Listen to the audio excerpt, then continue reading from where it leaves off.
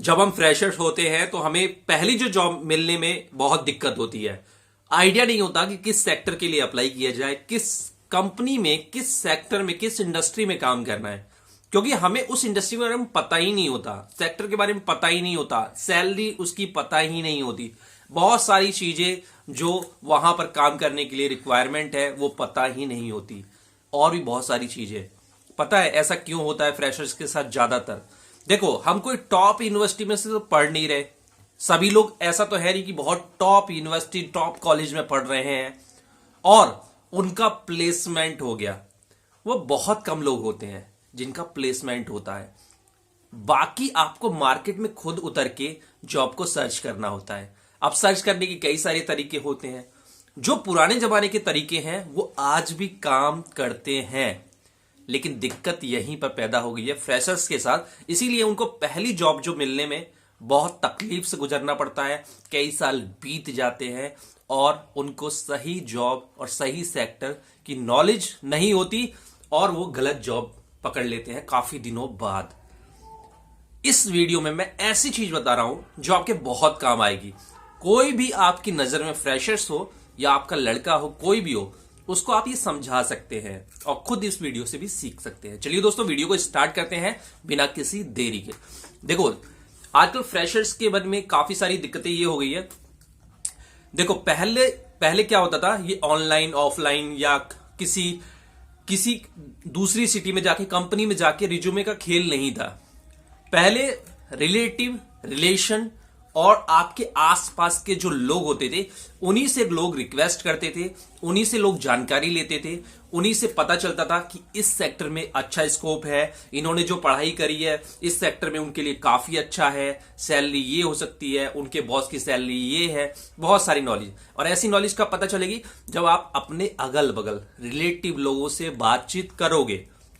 लेकिन लोग मन क्या बना चुके हैं कि यार ये तो मुझसे सब जलते हैं, इसने मेरा वहां नुकसान किया, ये मुझे तरक्की करते हुए देख नहीं सकता, या मैं इसकी हेल्प लूंगा ही नहीं, बिना इसकी हेल्प के कामयाबी के शिखर पर पहुंचूंगा।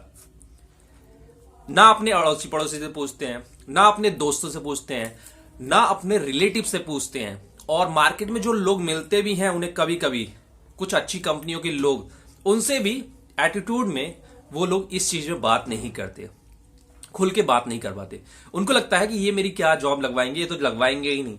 मैं ये कहता हूं आप भूल जाओ कि वो जॉब आपकी लगवाएगा। इस लालच में कभी बात मत करो, क्योंकि कोई लगवा भी सकता है, कोई नहीं लगा सकता। बहुत सारी मजबूरियां होती है, बहुत सारी दिक्कतें होती है।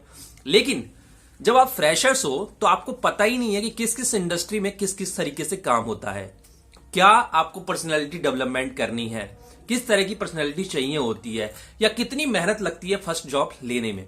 जब आप उस आदमी से बात करेंगे तो आपको ये चीजें पता पड़ती है। अब जैसे कोई सेल्स का बंदा है, आपके पड़ोस में रहता है, आप जब उससे बातचीत बढ़ाएंगे जॉब के पर्पज से ही, ये सर मैंने ये काम किया है, मैंने ये पढ़ाई की है, आप क्या काम करते हैं, तो वो अपने बारे में भी बताएगा कि मैं ये काम करता हूं, मैं शुरुआत में इसमें लगा था, शुरुआत में सैलरी इतनी थी, अब मैं इस पोजीशन पे हूं, मैं ये एरिया हैंडल करता हूं। सेल्स में भी बहुत तरीके के सेक्टर हैं, बहुत तरीके की जॉब है। बैठ जाओ वहां पे।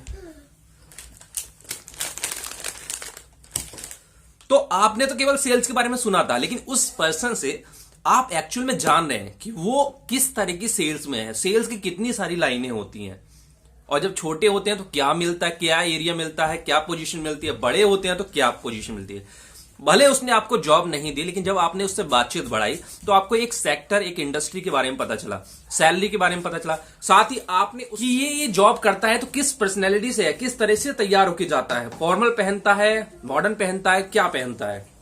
आप उसके बात और व्यवहार से कि किस तरह से ये बात करता है, इस तरीके से आपको उसकी नॉलेज होती है। अब आप सेल्स के बारे में एक्सपर्ट हो गए, थोड़े से तो एक्सपर्ट हो गए, इंडस्ट्री के बारे में पता चल गया, कंपनियों के बारे में पता चल गया, सेल्स कितनी तरह की होती है, इनडायरेक्ट सेल्स, जो भी उस आदमी से कई बार जो बात करते हैं तो तरह तरह की बातें निकल के आती हैं, तो आपने सीखा।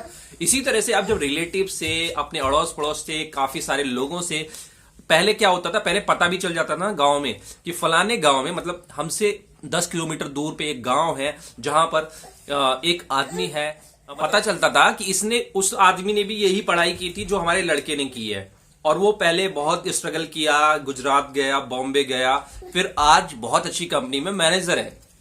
तो क्या होता था, लोग उस गांव में मिलने पहुंच जाते थे कोई ना कोई जान पहचान निकाल के। और फिर वहां क्या होता था, भले वहां जॉब नहीं मिलती थी, लेकिन मोस्टली जॉब मिल जाती थी लेकिन नहीं मिलती थी, लेकिन पता लगता था कि आपके लड़के ने जो किया है मैंने भी उसी तरह से किया था, शुरुआत में यहां अप्लाई करना पड़ा, इस तरीके से काम करना होता है, हम इस तरीके से काम करते हैं। बहुत सारी चीजें आपको नॉलेज होती है जो कि स्कूल कॉलेज में कोई नहीं बताता। स्कूल कॉलेज में जो टीचर होते हैं, मोस्टली मैं बता रहा हूं, जो टीचर होते हैं वो जॉब इंडस्ट्री के बारे में बिल्कुल नहीं जानते।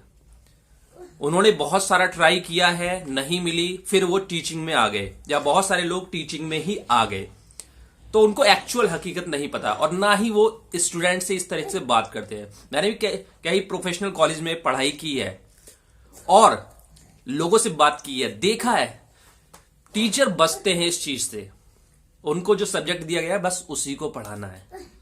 तो ये नॉलेज आपको ऐसे रिलेटिव से, पड़ोसी से और दूर दराज के लोगों से मिलती है। आप अपने अगल बगल ऐसे लोगों को ढूंढ सकते हैं, नॉलेज गेन कर सकते हैं। और खास तौर से जब आप फाइनल ईयर में हो तभी से नॉलेज लेने लगेंगे तो आपका 1 साल बच जाएगा। जैसे ही पास आउट होंगे आपके पास बहुत सारे ऑप्शन होंगे, आपको पता होगा किस तरीके से जॉब अप्लाई करते हैं, कौन कौन से मेथड होते हैं, मेरी पर्सनैलिटी को, मेरी जो एजुकेशन है उसको कौन सी चीज सूट करती है। बहुत हेल्प मिलती है। अगर कुएं के मेढक बने रहेंगे, केवल ऑनलाइन आप सर्च करते रहेंगे तो बात नहीं बनेगी। ऑनलाइन में और किसी आदमी से बात करके जानकारी में बहुत आपको अंतर मिलेगा। आप सेल्स की वीडियो देख लीजिए ऑनलाइन, जो केवल टॉपिक वाली है, एजुकेशन वाली है, उसको आप देख लीजिए। आप मार्केट में जाइए, आपको बहुत डिफरेंस नजर आएगा। और एक एक्सपीरियंस आदमी उसी इंडस्ट्री का आपको चीज बता रहा है, वो चीज तो कुछ छुपी हुई चीजें बताएगा। ठीक है, इंटरव्यू देने जाते हैं तो क्या चीज होती है, अच्छी सी पर्सनैलिटी बनाइए, ड्रेस करिए बेहतरीन, बालों में कॉम्ब करिए, बाल छोटे होने चाहिए, प्रॉपर फॉर्मल पहन के जाइए, इंटरव्यू में सिलेक्शन के चांसेस आपके बढ़ जाएंगे। यही तो होता है। लेकिन जब एक्सपीरियंस आदमी से पूछेंगे वो बताएगा आपको कि ये सारी चीजें तो ठीक है, आपको रिज्यूमे ये बनाना है, रिज्यूमे में ये नहीं लिखना, रिज्यूमे में इस तरह नहीं लिखना, एचआर से इस तरह से बात नहीं करनी। ये एक एक्सपीरियंस आदमी बताता है। तो जब आप लोगों से मिलते हैं तो आपको पता चलता है कि अगर कोई सेल्स का बंदा है तो वो किस तरीके से पर्सनैलिटी है उसकी, जिससे वो उस जॉब को कर रहा है। कोई अकाउंटेंट है तो उसके लिए क्या स्किल्स है, किस तरीके की पर्सनैलिटी है। बहुत सारी चीजें पता पड़ती है। भले आपको जॉब नहीं मिलती लेकिन आपको बहुत सारी नॉलेज मिलती है, और वहां से आपकी जो जॉब जर्नी है वो आसान हो जाती है। आप इसको बिल्कुल इसको अवॉइड नहीं करना चाहिए। ट्राई करके देखिए, बहुत सही रिजल्ट मिलेगा।